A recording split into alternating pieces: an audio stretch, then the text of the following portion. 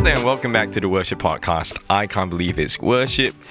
I'm Lester Sim. And I'm Lester Ong. And once again, this is the Worship Podcast for amateurs by amateurs. In today's episode, we have our very own worship pastor at Faith Community Church who is here with us. We have Pastor Dave. Hello, Pastor Dave. Hi, gentlemen. It's good to be on the podcast with you guys, watching you for the first time. Hey, actually, yeah, we didn't have an episode with him, but that was like a live recording. Yeah, it was more a panel. So it wasn't an actual podcast recording. But yes, good to have you officially on the show with us. We actually had you in some of the first ones, but then due to unforeseen circumstances, you are where you are right now in our timeline. Yes. But I think it's good because in prior episodes, we had Pastor Dan, the senior pastor of our church, basically described the role of worship in an intentional disciple-making church movement. And then in an episode just past, Pastor Benny, our former senior pastor, talked about the landscape of worship through his years of ministry. And so I think tonight is quite apt that we have Pastor Dave Wong, because Dave has led the worship ministry at Faith Community Church for about 13 or 14 years now. And so he's seen the highs and lows and the growth of the ministry, and Lester and I are part of this. So this is a very homegrown sort of episode in a sense. And I think our listeners will get a chance to really understand the context in which we actually operate here. Yeah. It's cool. This is a chat amongst brethren. Yeah, and good mates. Yeah. I remember, there was a week where you were preaching, I was leading worship, and he was doing emceeing or something like that. Yes. A rare occurrence where the stars align. For better or for worse. Are you talking, when you say stars, you don't mean us? No. Hey, that's not what I was thinking of. Come on, let's go. First question. All right. Well, let me just quickly paint the context then, because we haven't really told you, the audience, what Faith Community Church actually looks like. Yeah. And we're actually quite a large church in Perth, Western Australia. So, and when we say large, I mean, it doesn't compare to churches in Singapore or the US or other countries where we have really big mega churches. I think we've got one big mega church in Perth, and we've got about 2,500 people in our congregation, a worship ministry with about 130 odd people, I think. Yeah. And so the man behind it all is Pastor Dave. So, so just to give you that sort of background, and Lester will ask Dave the first question. Attributing a bit too much credit for the man behind it all. But Dave and the Holy Spirit. Right. Here we go. Brother Dave.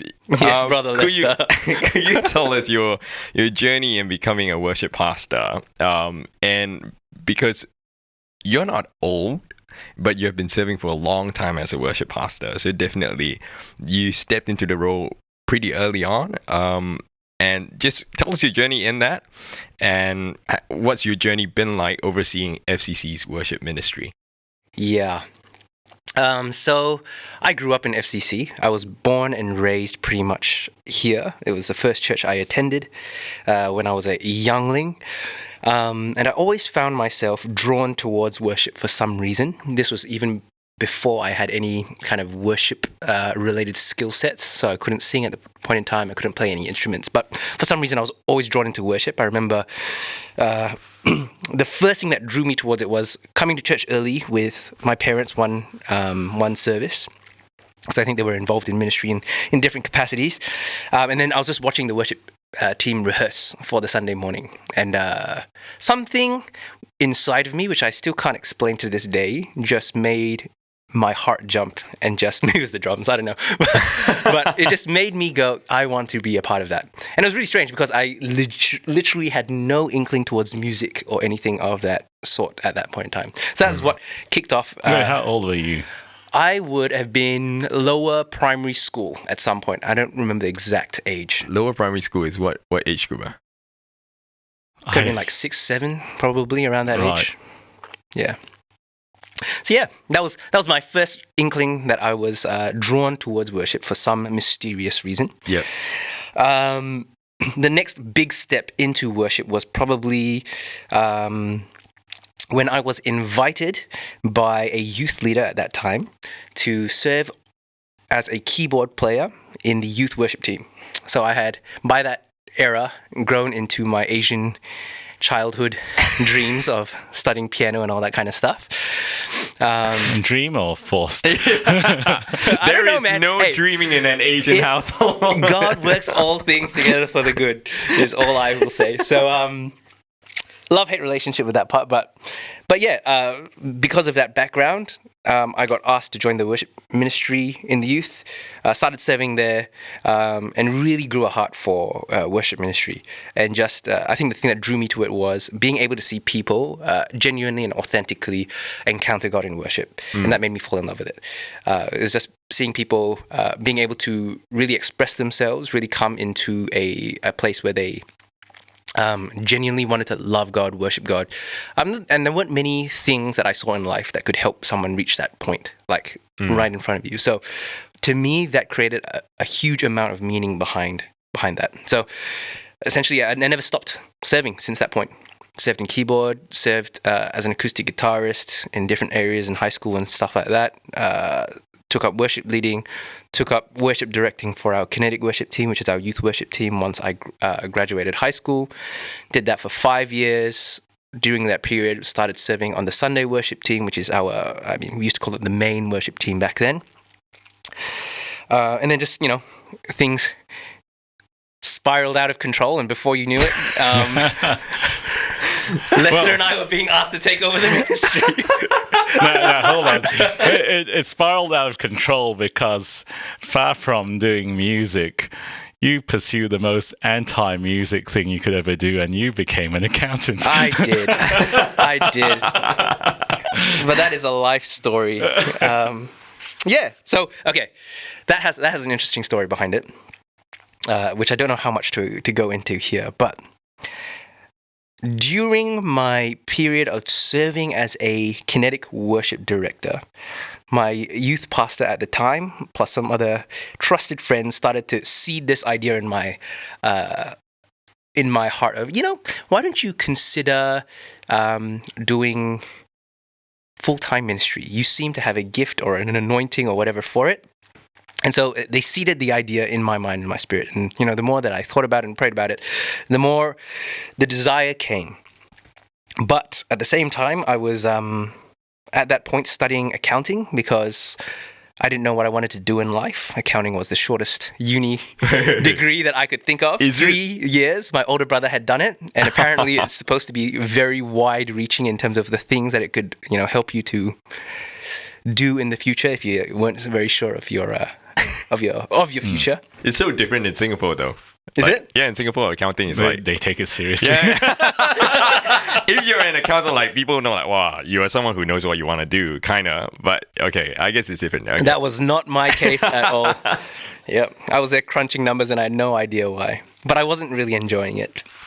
I could do it, but I wasn't super enjoying it. And then there was this tension of me wrestling with God as to whether or not I should enter into ministry, and the external circumstances that factored into that. So how that sat with my parents at the time, who were at the time very against me going into ministry. They saw it as a waste of my life at that point in time, or not so much a waste of my life. Let me rephrase. Maybe a waste of what they felt like God could do in me and through me. So they thought, and in their words, Dave is a smart boy. Dave has this going for him. He could be all these things, and in their mind, insert dreams here. And so when I broached the subject with them of saying, hey, maybe worship ministry would be something that I would like to pursue, it wasn't met with very positive vibes, let's put it that way. Oh, no. Yeah, so that was a wrestle. That was a real wrestle for a number of years. But through that wrestling and a few other things, God was teaching me stuff in the midst of it in regards to my motivations for wanting to join ministry, whether or not I was in love with the idea of being in ministry, being in worship, serving in church more than I was actually of wanting to follow God, pursue God, love God. And so, yeah, in a perfect confluence of all of those things, Lester and I did end up taking over the worship ministry from our previous worship director. Did both of you step up at the same time? Indeed, we did. Oh, okay. But I think I was the token old person. I think you are the necessary token old person, though. The young guy needs an older person to anchor Indeed. him. Yeah. I agree. I was 21 or 22 or something Wow. when I stepped into the role. And now thinking back on it, I don't even know if I would entrust the ministry over to a 21, 22-year-old. Legitimately speaking, my knee-jerk reaction is, ooh, that's young. So I think Lester was not just the token, but I think he brought a level of maturity and wisdom and life experience that was necessary to give comfort to everybody involved. Leadership, the people we were serving, all that. Thank you. I wish you told me this earlier. I like to keep encouragement close to my chest. I think it's an interesting journey anyway, because it's almost biblical, right? You know, like people get called and God seeds that calling very early on, and then there's always deviation and detours before they actually end up where they're meant to be. Yeah. Very biblical, just like your name, David, is. Indeed. Oh, yeah. Yes. That's right. Yep. Never had to fight no Goliaths, though, and never had no Sauls come after my life, so glad for that. Well, I think there were Goliaths in the early days of the ministry. Oh, no. Yeah, sure. But actually, I think that's a good question before we ask you how the ministry is currently structured and how we got to this point. Because when you took it over as a younger person as well, surely there would have been a lot of obstacles and challenges. You've got people who were dyed in the wool in the ministry for a long time, people who have been in the church for a long time, who've seen you growing up, and it's like, oh, it's Dave, the prophet without honor. So how did you manage some of these challenges? Yeah, so I think part of it was that there were people who had been part of the ministry since I was a kid, from that first rehearsal that I joined the Sunday service. Yeah, they were serving during that time when I took over the worship ministry, and they were still part of the worship ministry. And the church obviously had grown through various phases. Like when when I was first part of this church, the church was like 50 people. By the time we took over, it was maybe like 700-ish? I think 800-900. Something, yeah. Around that state. So they had gone through a stage in the church where they had to really pioneer, put in a lot of effort to bring it from base level to a certain function to fit the 700, 800 size church. I, as a young person, was coming off of all these ideas which you get exposed to as a young person growing up in the church world during those times. You get your Hillsong conferences, you get your Planet Shakers conferences, you attend these things and you see how these world-class level ministries are running their worship ministries, and you get to see behind the scenes when you attend and all that kind of stuff. And so I was coming in, and a few of us actually were coming in with all these ideas in the back end of just being like, wow, like look at what all these other churches are doing. I wonder what kind of things we could implement in our church to make the worship ministry better in our sense. Yeah, and that obviously, I guess, ruffles some feathers. Change management in one sense, because it represents big changes to what people are used to, and perhaps what people made decisions to implement for particular reasons in the past. So things like implementing the click track was a big hurdle. Implementing a music director, that was a big hurdle. Trying to push the standard of what we wanted out of our worship team, and how we got there, the approach and how we got there, that raised some conversations and conflicts. So all these things came up and had to be dealt with in due course. I'm not sure whether we did the most phenomenal job at it, but that was excellent. We did get through it. Was there a strategy behind how you manage these issues? Man, to be honest, I wish I was the wise sage that had a. But he was the wise sage. Lester was the wise sage, was he? Well, Lester, as you know, I sit there in the background. Do you reckon there was an overarching strategy for us? I think it was just a necessary. At the start, I reckon I was more conviction-led than strategy-led. So for me, it was just I think this is where we really need to go. And so you just, with almost like a relentless just kind of drive, you just like push the issue on the topic and you just say, but what about this? But what about that? What about this? And you raise it and you talk things out and you hash it out and stuff like that. So I wish it was like super strategic, but I'm not sure it was. But I guess that's like a subconscious kind of strategy, right? Like if you're leading with that conviction, like people also, or at least some people get sold based on your vision because they say, hey, okay, he seems really sold out on it. Yeah. But I do think also the makeup of the team at that point in time, even amongst the leaders, there was the majority saw things the way that Lester and I saw things. I think for the most part, without us needing to convince them. We weren't even trying to like sway them on stuff. I think they were also attending the same conferences as we were. They were seeing the same things that we were seeing, and they were like, "Yeah, why wouldn't we do this stuff?"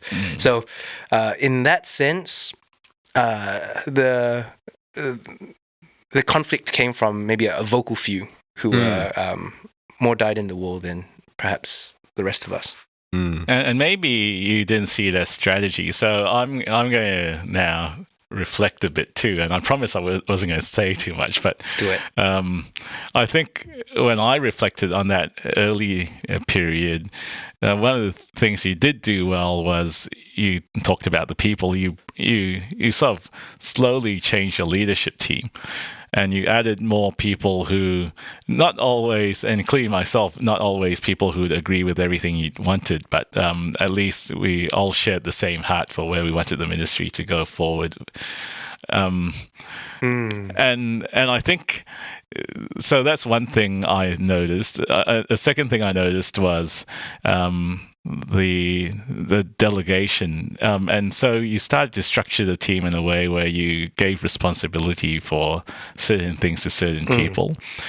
Then the third thing I think I would see is you didn't effect the change too quickly, and I think this is something we both learned together, and there are some things I think we would have ripped off the Band-Aid really fast and hard. But I'm glad we didn't, and we actually managed some of those changes at pace. And so it didn't bring a shock to the system. Yeah. Some better than others, I think. Yeah. Yeah. And then the fourth thing I think was one of your strengths would be process.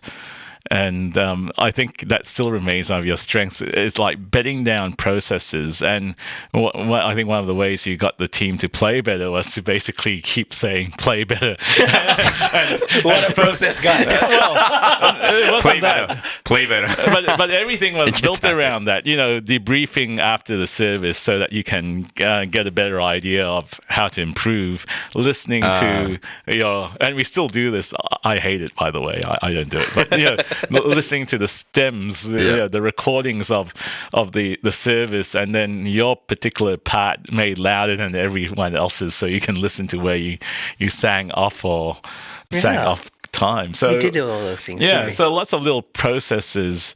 And I think a leadership lesson for me is, I think John Maxwell does call it the law of the process. If you ignore, if you chase the big things without bedding down the small things, slowly the whole ship, for want of a better word, starts to veer off course, or you have culture drift, actually is the word, because you're always gunning for those big things, but you don't bed down the foundation. So I think your process-driven mind actually gave us the right foundation and platform to springboard off.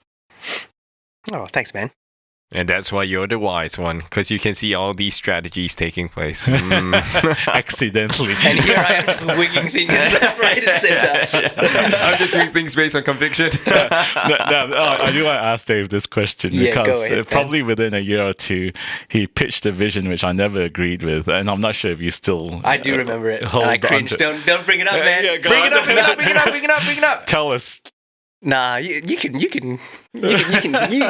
it, man. You brought it up.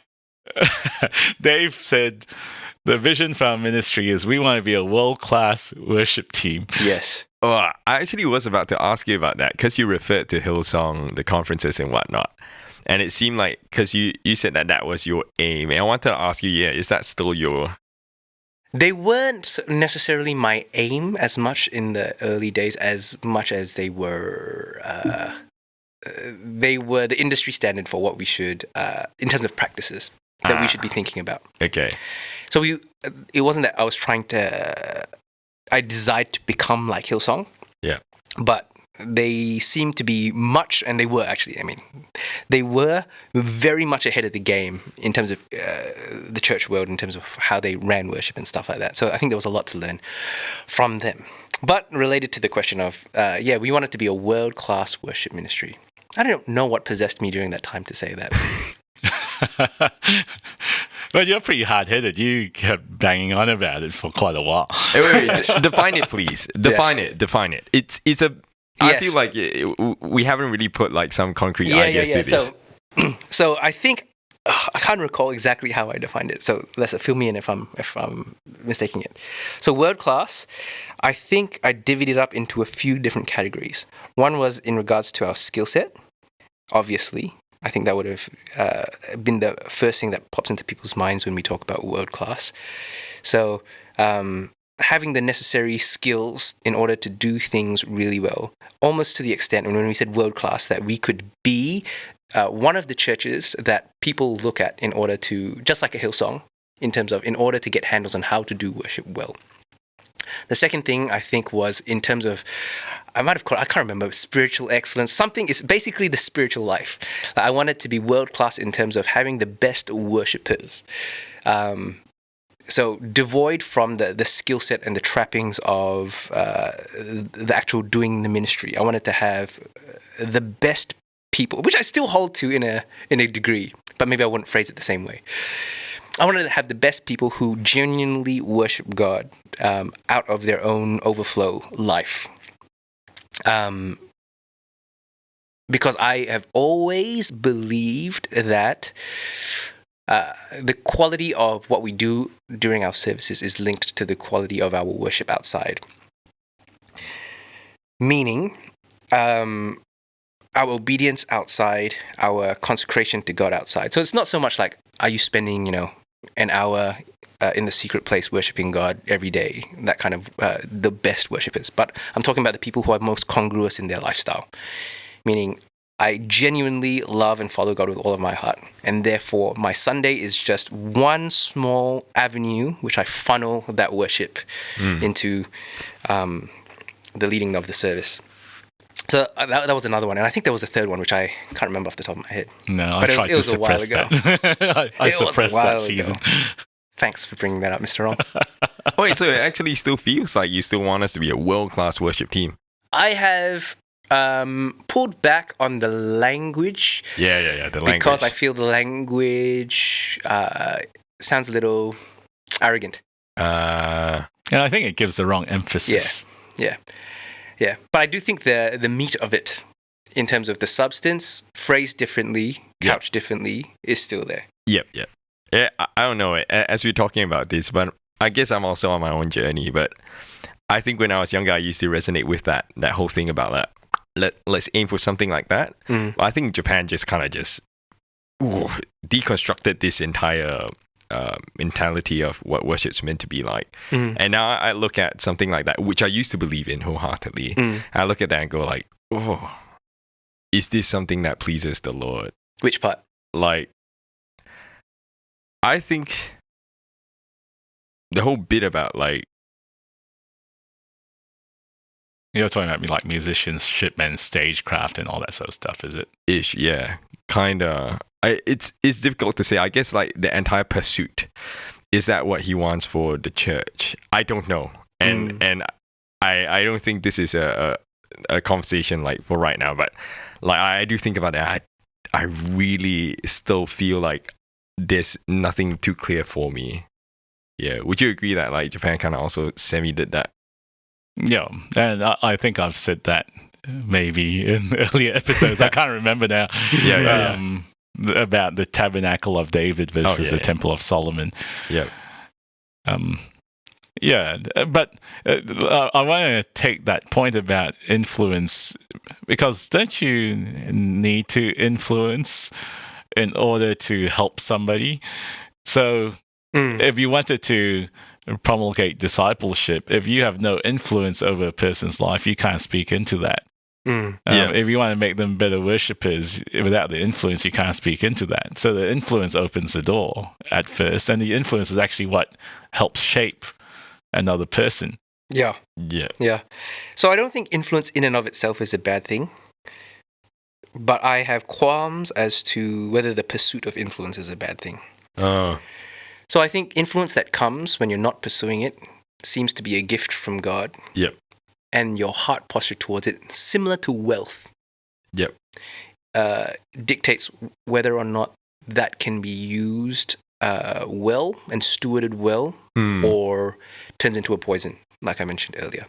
So, for example, there are people who want to be influential, but they can't substantiate why. And maybe you might like shoehorn some Christian reasons under it, like, you have to be influential in order to make a difference in this world and stuff like that, which I'm like, intellectually, I agree with it, but the pattern that I see for those who want to be influential, I don't know, there's something in it which feels a little bit off, I get what you mean. off to me. It's like people who are like, I want to be rich. But it's like, so I can be generous. It's like, just be generous. And then as the Lord blesses you and makes you rich, hallelujah, praise the Lord, and continue to be generous.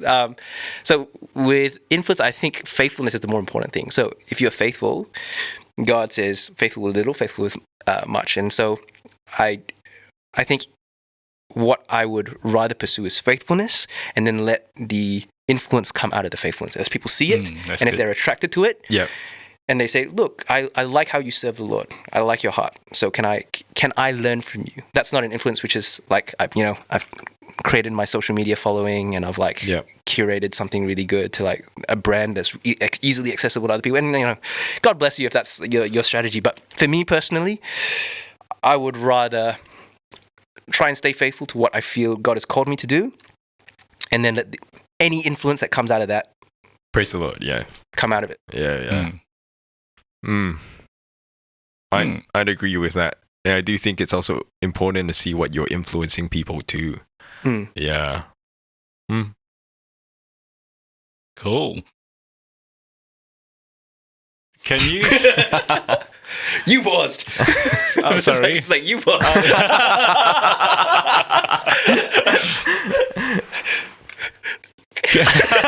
You're messing with me, that's why. Welcome to the insights. Well, can you share with us some of the victories that you've seen over the years? Yeah, sure. Victories. I am glad to report that over the course of however long we've led this ministry, the team has grown, not just numbers superficially, but I think one of the big victories is that it has become much more multi-generational than it used to be.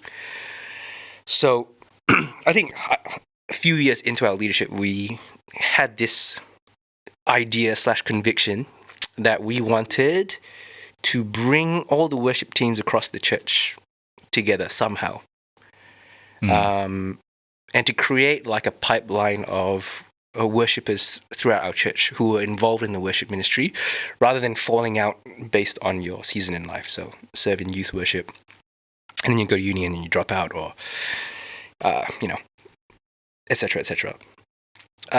So I think that has been one of the victories which I found to be very beneficial to us as a worship ministry, in terms of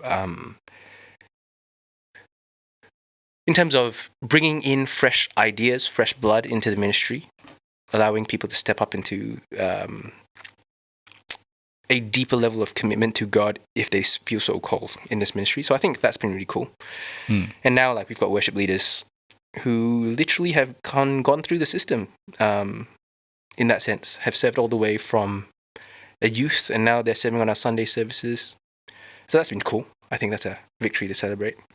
Do you have any plans for a kids worship team? It's in the works.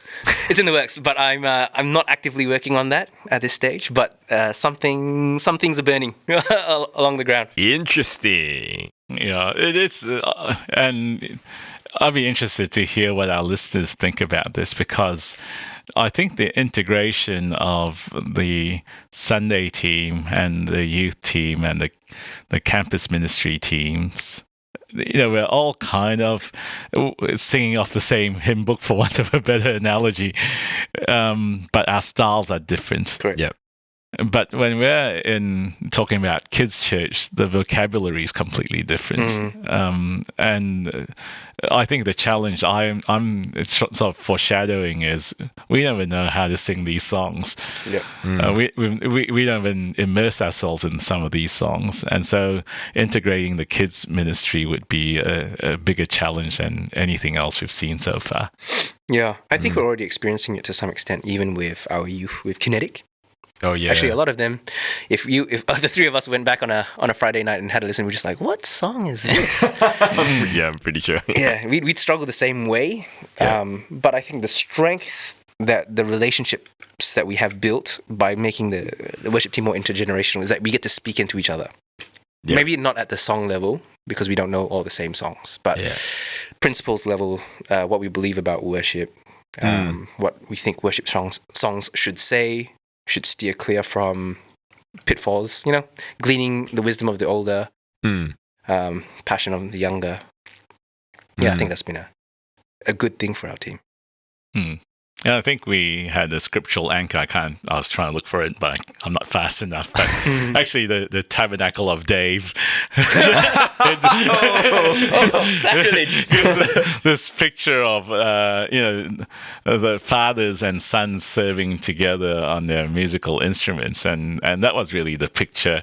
And yes, at that point in time, we only really had Caleb and Titus, the father and son drumming duo.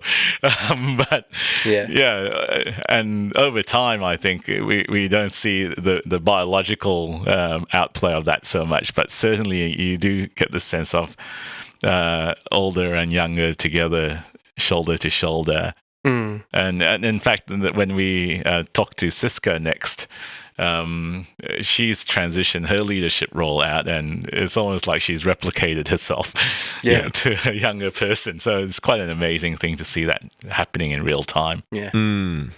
Yeah. Where are we on to? We've actually covered quite your script. We've covered quite a fair bit. Yeah. Okay, I want to know about mistakes. Oh, plenty. World-class worship team. Exhibit A. Yeah, you shared some positives, and maybe you might have more wins and celebrations to share about in a moment. But what about some dire mistakes? Mistakes that I have made and continue to make?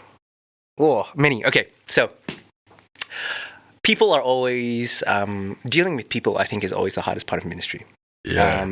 So that brings a lot of joys and a lot of challenges alongside with it. How to implement change with people in a way that can bring them along rather than turn them off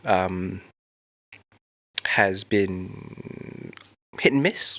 Different things. So I remember, for example, there was a time where we were trying to move our team away from lyrics on stage. Do you remember? And Yes. I think we gave them like 6 months. We said, hey, what we're going to do is we're going to shave down our song library to like 30 songs, but we expect everyone to memorize these 30 songs if you're a singer. And so I think we were trying to do the whole change management thing and give time and allow it to sit with people and give people time to catch up and stuff. But even then, it did result in a couple of different people leaving the worship ministry, which is a bit of a shame. But it has borne fruit in different ways. So it's plus and minus and stuff like that. But then on the people side, I think, I don't know, man, dealing with different convictions and balancing those and trying to work them out in a team setting and then to land and decide, okay, and this is where we're going to go. I think that has always been the toughest part.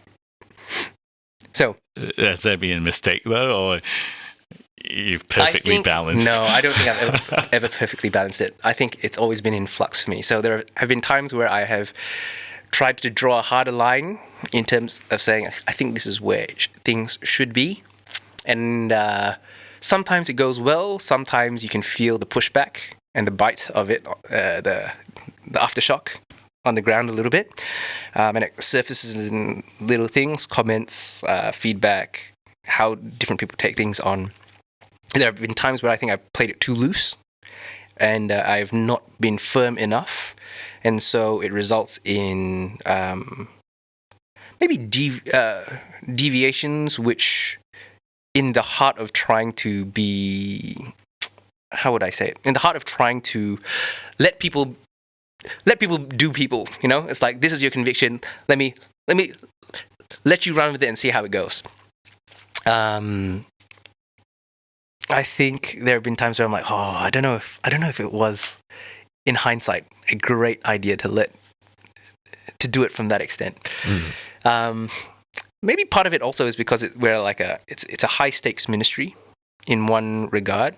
Particularly, let's say if we narrow it down to, like, say, worship leaders and different worship leaders.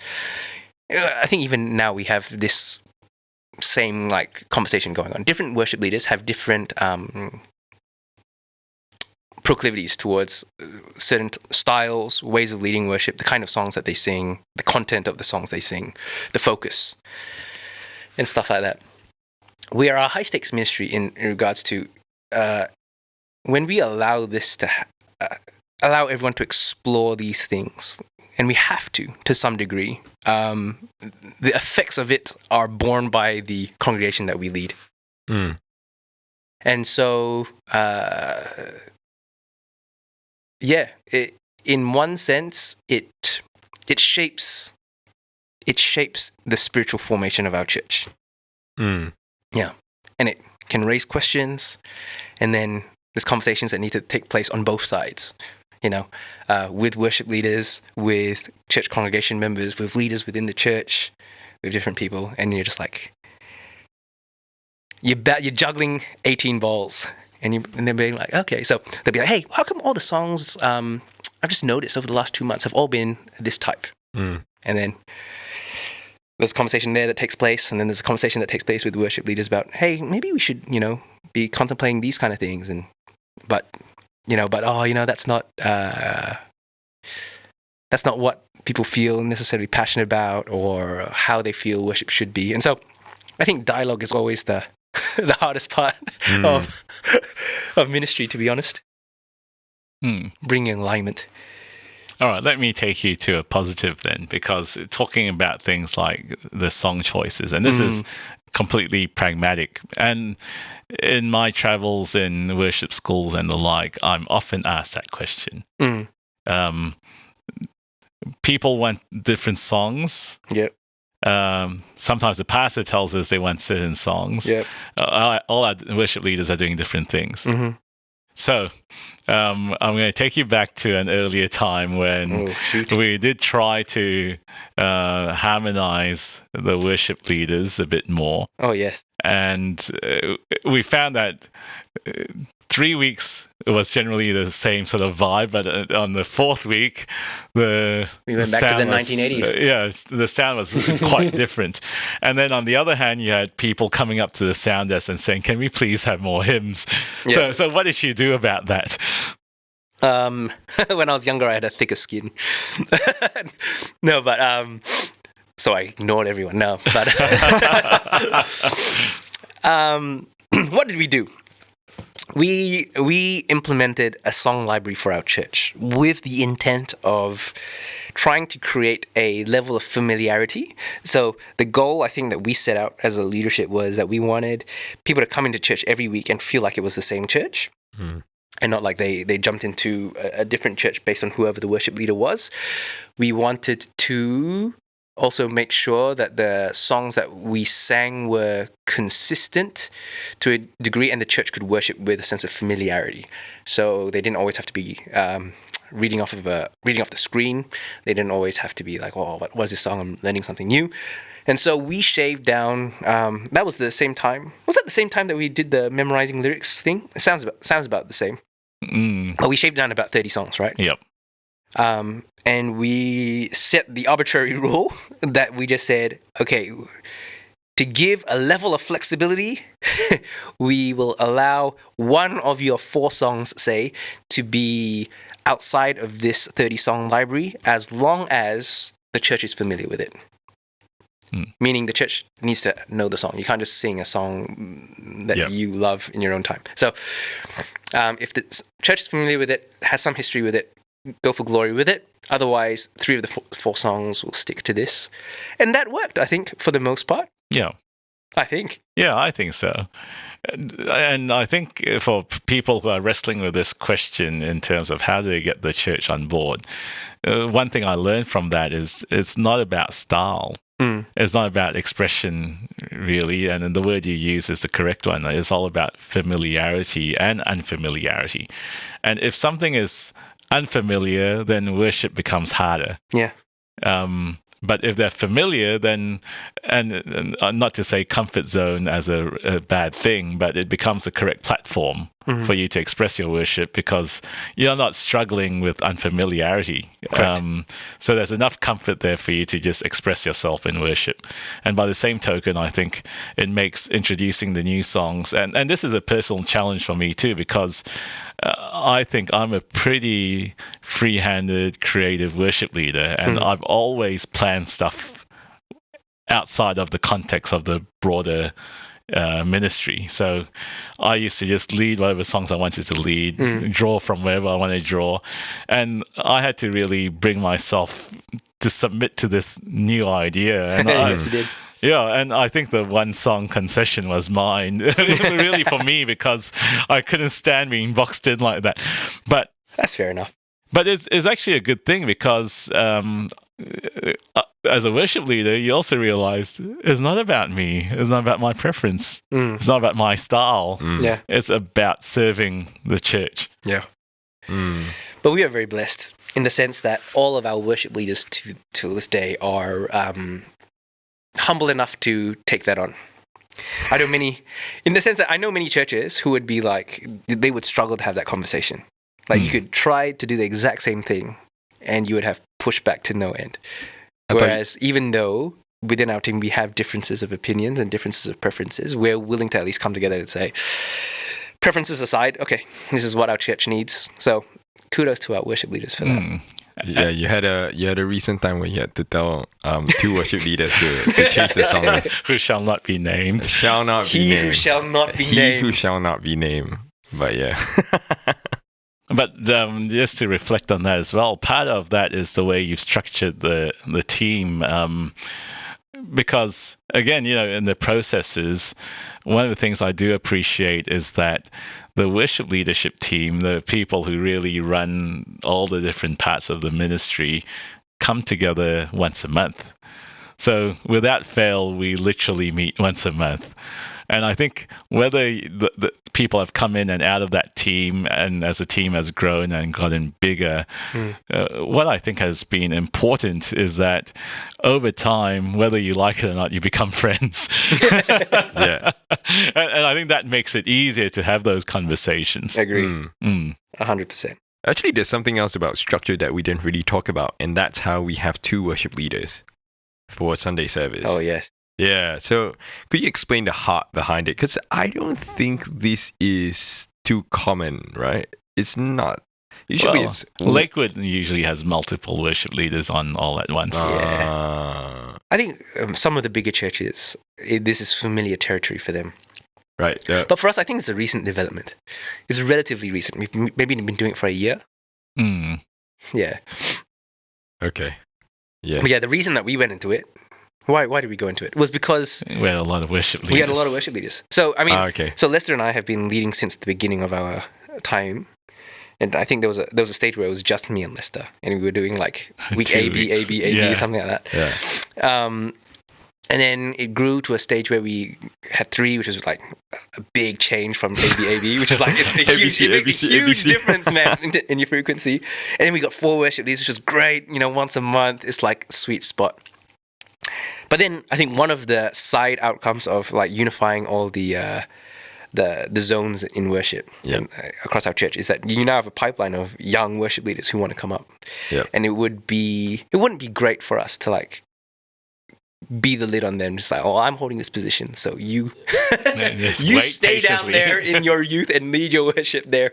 You know what I mean? Like, we want to invite them up to the Sunday platform and everything, and work with them and stuff. So, yeah, we ended up with like more worship leaders than we could handle. I think we had 7 or 8, and so if we kept to our single worship leading practice from before, it'd be once every 2 months, which anyone who serves in worship ministry knows that when you're serving once in every 2 months, you get rusty very quick. Mm. Yeah. So we made the decision to bite the bullet and try double worship leaders, which has been good, but also raises issues. But also, it's another challenge. Yeah. This Sunday, I'm enjoying soloing. I can do whatever I want. I sure can. All right, so we've actually scattergunned this to some extent. We totally have. As we sort of draw towards the closing, tell us about your dreams for the ministry going forward. What plans do you have? Where do you see it? Mm-hmm. I have always been in struggle town when it comes to dreams and long-term visions. Hey, clearly not. You had a dream for a world class. That wasn't a struggle. Look how that turned out, my friends. We crushed those dreams, and Maybe he's never that's the dreamed reason again. why I don't have dreams anymore. Nightmares. No, but for me, I think I stand by the philosophy and the belief that I just want us to be faithful, and then I would like to see where that takes us. I believe that being faithful opens doors, and it opens the right doors at the right time. But then again, that's my own personal approach. So I think if we can get our team to a point where all of us genuinely, from the youngest to the oldest, understand what worship really is broadly, live that out on a day-to-day, and then bring that into our Sunday services or into our services when we lead worship, I think we will be in a very good place that very few churches, many churches seek to get to that point, and very few churches have maybe attained. Mm. I reckon with that as the base, that opens up a lot of spaces for us to serve people and serve churches in different places. Go to Miyazaki, go to different places, help different churches speak into different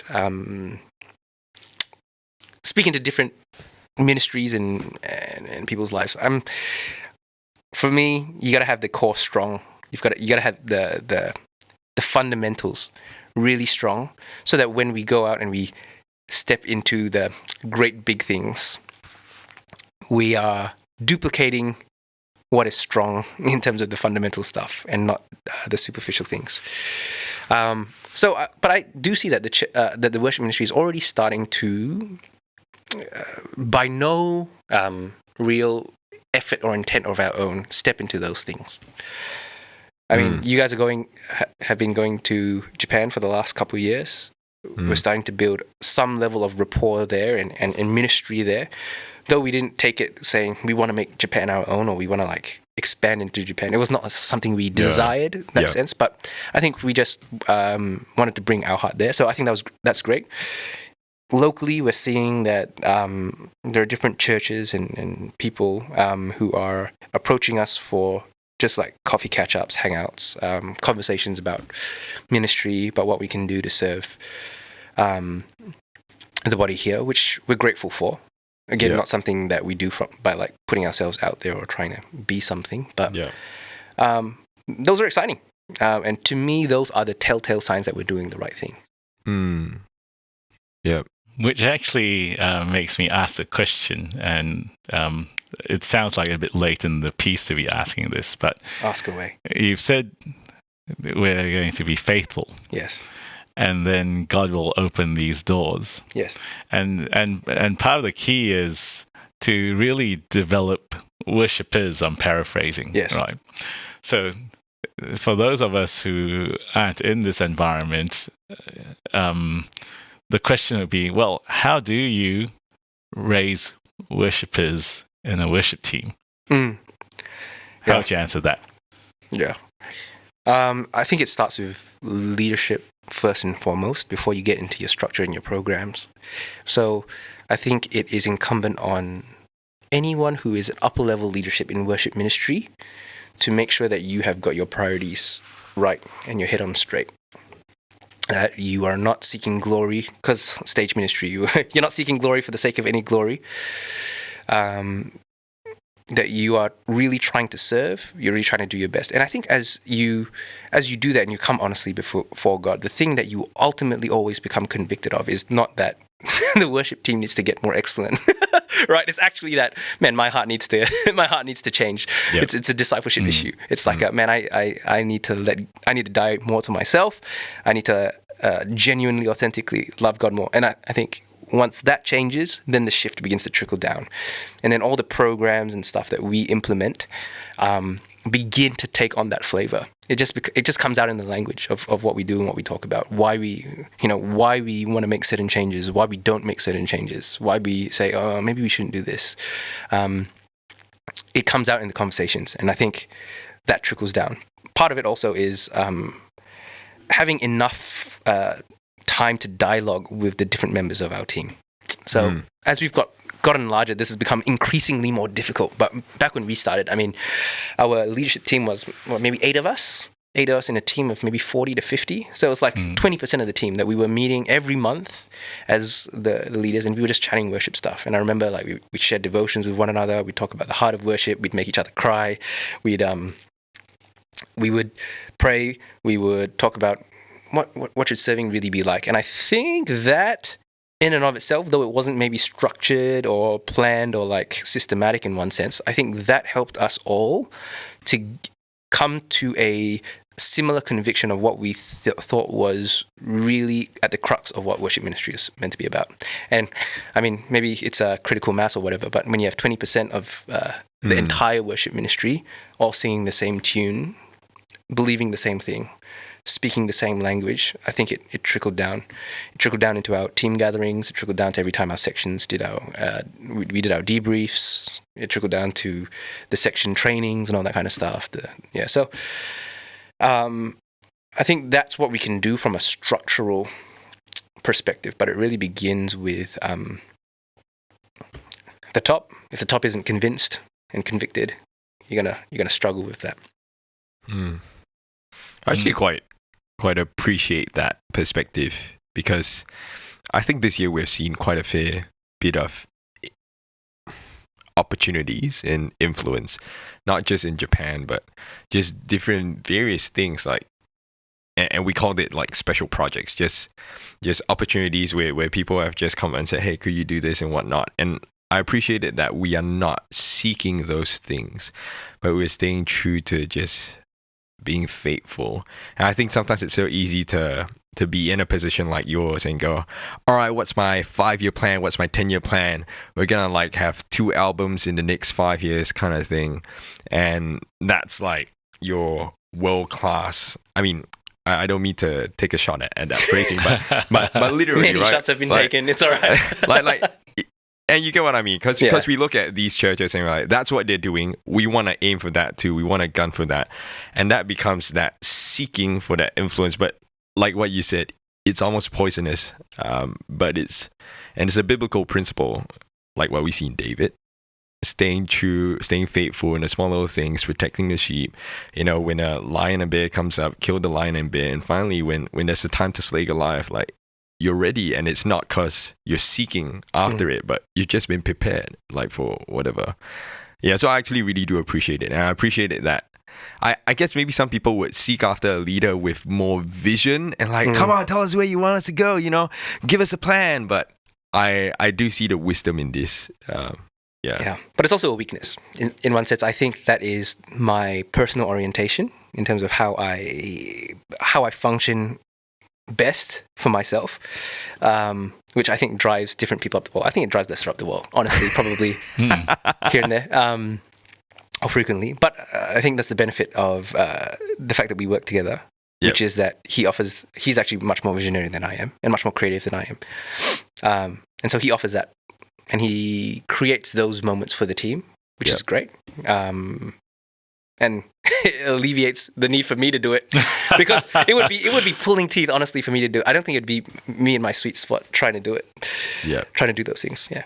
But I also can't imagine, like, if both of you were actively seeking these kind of things for us to do, that would be, oh man, for us it might be overbearing too. But to have that balance, I guess. I appreciate that. Yeah. And the good thing is he doesn't really stop me. Maybe I should have. That was a mistake. And our next episode. No, it's good. It's good. I've come to realize. At first, I think the differences in our leadership styles and the way we see things. Yep. Maybe at first was a bit like grating towards each other. But I've come to appreciate about Lester that. Okay, so this is how I used to think. I used to think, man, all these like out there big things, they're like, they take so much effort, so much energy. They reap so little long-term reward in that sense, because it's like you put in a ton of rehearsals, you put in a lot of practice, you get everyone together, very intensive, one event or one initiative, and then it's like, you let go, and then you kind of ask yourself, so what happens after that? Which is probably because these things have an intangible effect which you can't really measure on a day-to-day, week-to-week basis. But they are also important in the sense that, from a leadership perspective, managing the day-to-day well and making slow, steady improvements is really important, because that's the base fundamental of who we are. But giving the opportunity for these high energy, high impact, high intensive kind of like initiatives and events they're like the shot in the arm that everybody needs once in a while, in order to keep the inspiration going, the creativity going, the passion going. So I think both are needed. Lean too heavily on one side, you either burn them out or you bore them out. So if he's David, are you Jonathan? Didn't Jonathan die, man? Yeah, I think I died. Well, you're good mates. You were supportive of each other. Damn it. Sorry, stay alive. All right. I think we're drawing to a close here, but Brother Dave, last final words for you. Anything you want to say to our listeners? And these might not just be people in FCC, but like you got people in other churches in other countries too. I have no idea if I'm in any position to say anything. But if anyone would listen to what I would have to say, it would be... what would it be? It would be pursue God wholeheartedly, make that the main thing. And then any kind of ministry that comes out of it will be good when you are in that place. The biggest battle that we will face ministry-wise isn't actually doing ministry things. It is the battle of consecration in our own hearts. That'll be the battle that we're fighting till the end of our days. So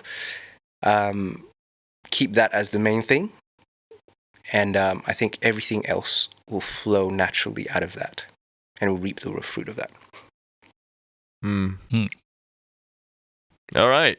Otherwise, we have come to the end of the episode. We hope you've enjoyed listening in to our conversations. And if you have been blessed by this, we encourage you to let us know. Let us know what you think about what Lester asked about the kids ministry thing, right? Yeah, and sorry, kids ministry worship team. If there's anything that you've been blessed by what Dave has said, by what we have shared here, let us know, just so we know how we have been a blessing to you, and that can be an encouragement to us. If you haven't already liked and subscribed, please go ahead and do that. Spread the word if there are people around you in your worship team who you know will benefit from this. But yeah, otherwise, we appreciate your time. We thank you, and we'll see you on the next one. Bye for now. Goodbye. See ya.